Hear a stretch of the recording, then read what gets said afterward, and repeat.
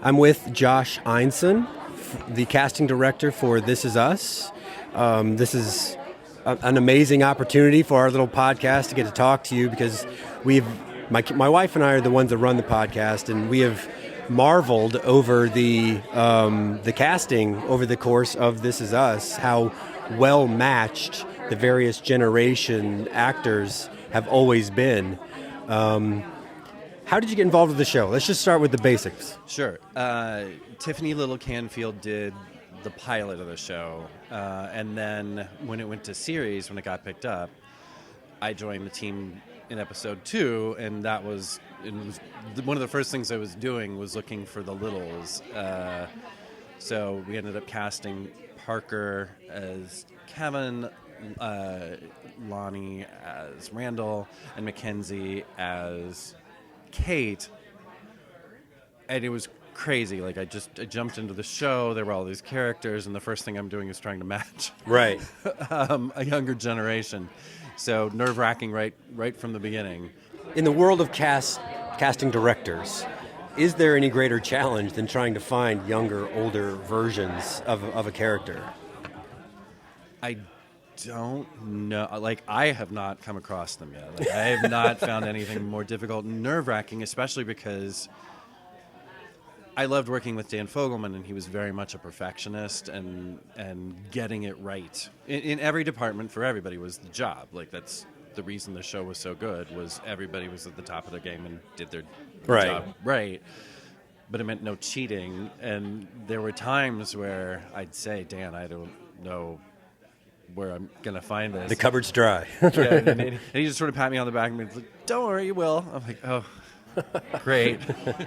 But yeah, he created something, and he created a world where we had to get it right. So I had some real sleepless nights on this show, knowing, and then I was a fan of the show. So I, like, as a viewer, I wanted to get it right too. So it was very tricky to get everybody who didn't just look right, and looks weren't even necessarily always as important as feeling right. Like there were a couple of the multi-generational roles where they just didn't look that much like the person that they were playing. Right. Like it was close enough, but they felt like the actor. Like there was never a minute where you didn't believe that they had slid right into the part.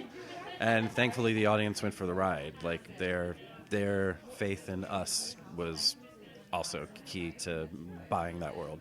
Part of our coverage for the podcast was getting a kind of a pulse of what fellow viewers were thinking by live tweeting along with the show, and I never saw a comment like, "That's not the right person for a role." So congratulations! I think you hit it every time. Thanks.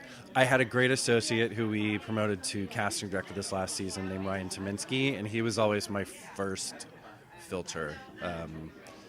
I just would get cross-eyed, I would forget what Justin Hartley looked like after a little while, and he was great at being the first round of going through and really sort of narrowing it down for the rest of us to then look at and help find the person who looked and felt like they were the right part for the role. So it was very much a team effort on this show. This was not an easy project where one person could just sit there and be like, yeah, I got this. A lot of us and all of our filters and talent and technique was brought to getting this one right. Were there any moments, especially over, say, hiatus, where the cast comes back, especially the young cast, and you're like, oh, crap, Kate's too tall? Any moments like that? Thankfully, once they were cast, it wasn't my problem anymore. And like, you guys figure it out. I'm like, you wrote the parts, and you know puberty happens, right? So like, you all, yeah. I mean, yeah, Kate definitely came back and was taller than the boys, but that's what girls do. Mm-hmm. There was actually one of my favorite was when we cast Stuart, the boy that kissed Kate at the pool. Oh yeah, he was a cute little dorky boy. And I remember they said, "Oh wait, he's shorter than her. Is that going to be weird?" And I'm like, at that age, I was like the tallest kid in my class, and I was still shorter than like all the girls. So, or it was the tallest boy in my class. So yeah, he was shorter, and it was awkward, as it should be at that age. In terms of, I mean, yeah, like I also thought that was just a sweet part of the show, like watching them all grow up, Right? from, like the littles to teens, and from the teens to the young adults, and I love that they got to experience that as actors, and I love that the audience got to watch them grow up.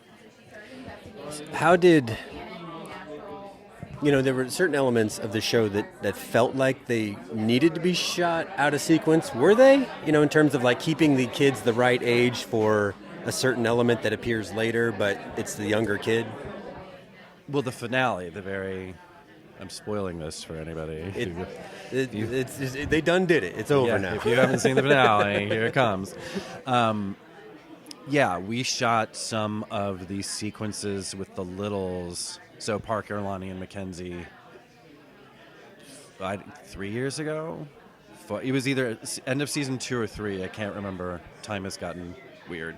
I understand completely. Yeah. Before time. Yeah, exactly, the before times. We shot them when they were still pretty little, knowing that Dan wanted them to be in the last episode at that age, which was very forward-thinking of him.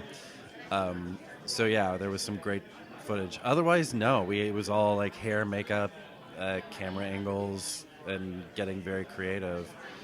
There were times where like little Jack, or little Milo's Jack, Joaquin, he also sprouted, but he was a great little actor, and they wanted to keep using him, so they just had to sort of get some great camera angles, and costumes did a good job of like putting clothes on him that made him look young and little. Shoot him from far away whenever he needs to be like full body, right? Yeah, and then you don't want him to stand too close to an adult. Wait a minute, in the last scene, yeah, they were much further apart in height. But then we ended up having to cast an even younger version of that character because they needed a little one, and he had outgrown that. So The one with the sled? The one with the sled, yeah. Whose name was also Milo. Really? Yeah. What a coincidence.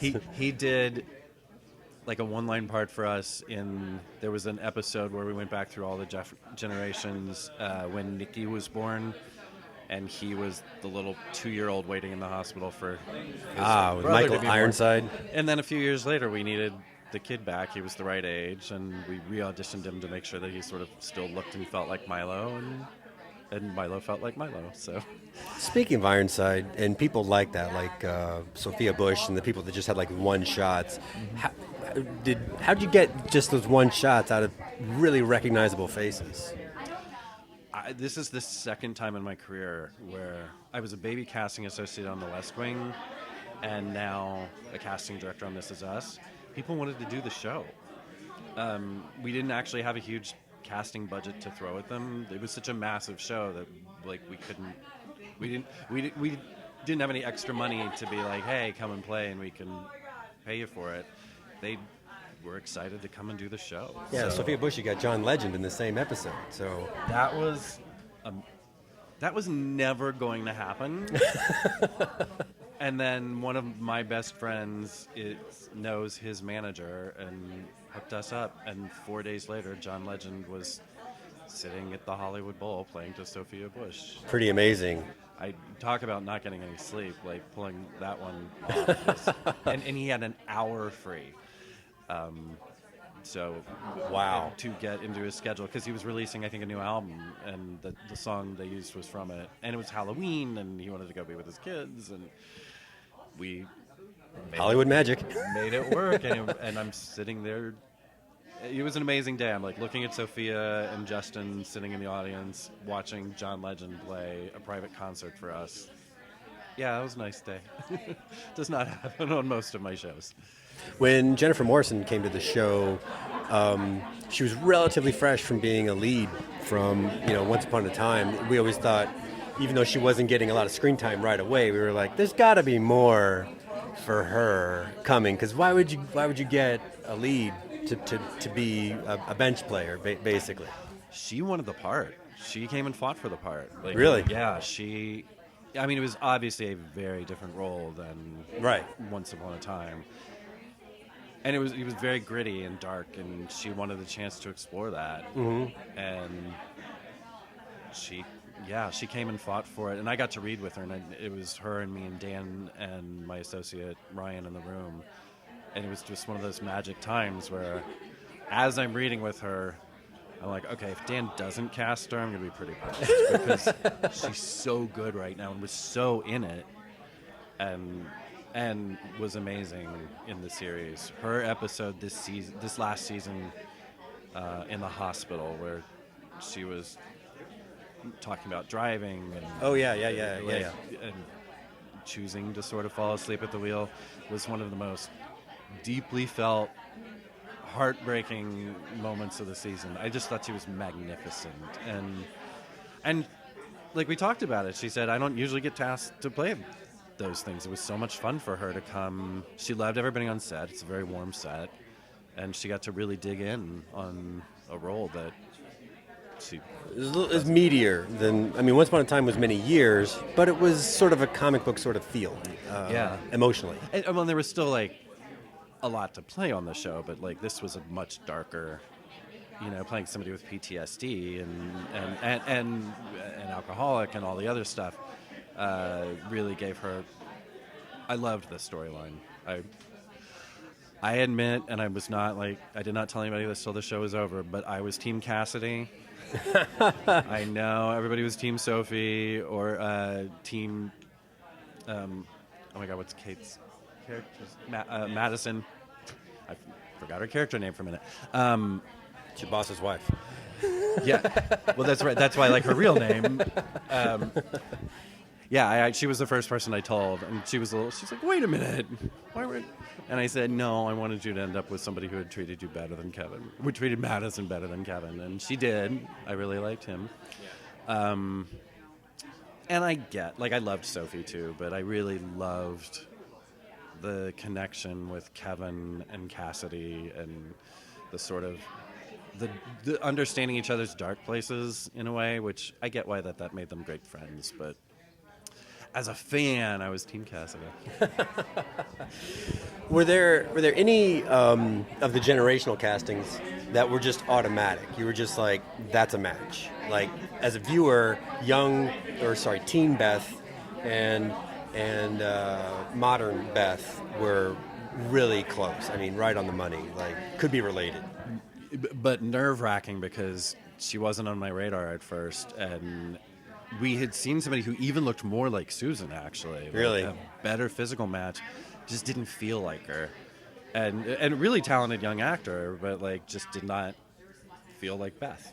Mm-hmm. Beth has in a lot of ways, she's a lot of people's favorite character because she's so funny and smart and says all the right things at all the right times. She has the best lines in the whole show.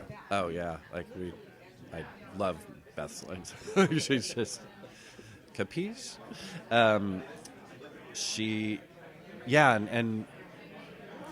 Rachel had been in a show for our New York office in a tiny role, and they said, hey, she's in LA, you ought to read her while she's there.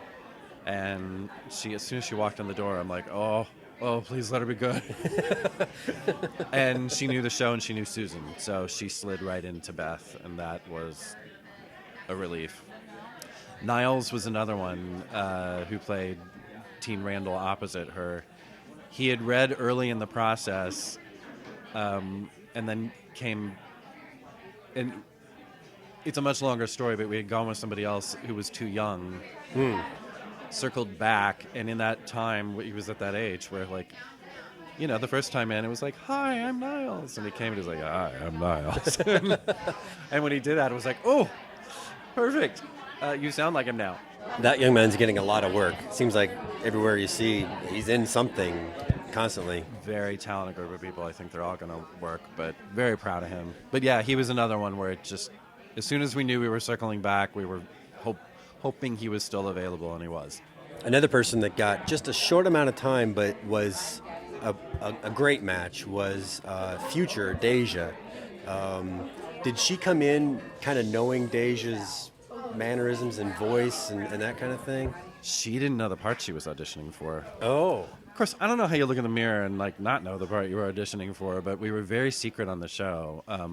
Many of the actors on the show did not know what they were reading for or being offered until they got the part, and then either I or Dan or somebody would call them and say, before you accept, this is what the role really is. So her first audition was very much as Latrice. And she doesn't feel, like as a human, she does not feel that much like Lyric. And then I called and I was like, okay, here's what the part really is. Would you mind reading again? And she was a fan of the show and immediately went, oh. And then when, she read again, like, the magic happened. Yeah, like Deja walked into the room and she really, like, her speech patterns and her mannerisms and nailed it. It was eerie. Iantha, who played future Tess, also, like, she also didn't get a lot of screen time, but also eerie. A superb physical match. Superb. And in the few times you got to see her, like, felt like her too. It just was bizarre. Yeah, so part of it was hard work on casting's part, but some of it was dumb luck, and thank God they walked in the door because they were great. So I was going to ask, were there any nail biters, but it sounds like it might have been too many to count for how many were just like, when are we going to find the right person? Yeah, but I did not know this, but during our in-person concept meetings and then on Zoom, everybody loved watching my face because there were times where we wouldn't get the pages and they would just tell us, oh, on the pages we're not putting out because it's all super secret. This is what's there. Mm-hmm. Which was, of course, a little nerve-wracking for everybody, but like they knew that my reaction would always be the best. I always thought I had a great poker face. Apparently, I did not. Were they like screenshotting it and sending it back to you? They just. It was on Zoom finally, where like I was like, "Are they laughing at me right now?" And I asked, and somebody was like, "Oh yeah, we get bored during these meetings. We love watching you." And they're like, "Oh, by the way, we need another version of, future Jack." That was. Casting him was the hardest. Somebody who felt like a Pearson, had to be a very specific kind of visually impaired, great actor, and they could have faked the singing, but we didn't really want to. It never looks right. It really doesn't. And it had to be a very specific age to fit into the timeline. So that's a narrow place to operate. That was one of those times where I said, Dan, we may have to cheat a little bit here. And he said, Josh, that's not what we do. You'll find him. I'm like, okay. One of the things that my wife and I bring to our podcast is that we are parents of children with special needs. Our oldest daughter is actually deaf and blind, and so we'd been in the NICU and all that. So the parts of the show that dealt with that, they had, the TV sheen in order to get the timeline moving along, but there was enough of it that was right, especially seeing baby Jack and the various Jacks and finally older Jack. You can't fake that kind of visual impairment that effectively, especially with baby Jack. And so we really, as parents that never quite see our kid on TV, we really appreciated seeing that happen. That's beautiful to hear. And it's funny, that was the one time where Dan had said, listen, I wrote something impossible. Like, if you can't find it, don't worry. And I don't know what inspired me, but I was like, no, Dan, we're going to find this kid. And trying to find a 2 or 3 year old who's not really he's not in school yet. Like, right. I'm like, I don't know where we're going to. And we did, and he was great. I mean, they wrote a whole episode around him. And his mom was saying that, like, the response, like, they were not looking for him to act. They were not looking to be in the business. And they thought it was going to be like an episode and a day or two of work. And like, now he's got an agent. Yeah, well, we had to get him the agent. We're like, we didn't want to negotiate with her without her knowing. Like, we wanted somebody to be their advocate. Right. So right, we set them up with an agent who specializes in actors with disabilities. And yeah, he was an angel and was amazing, and yeah, that whole episode was like all Jack Jr. And very proud of him. The episode where he goes to the park by himself was, I mean, for parents of children and normal humans, it was, pulse pounding, but for us, it was a nightmare come to life.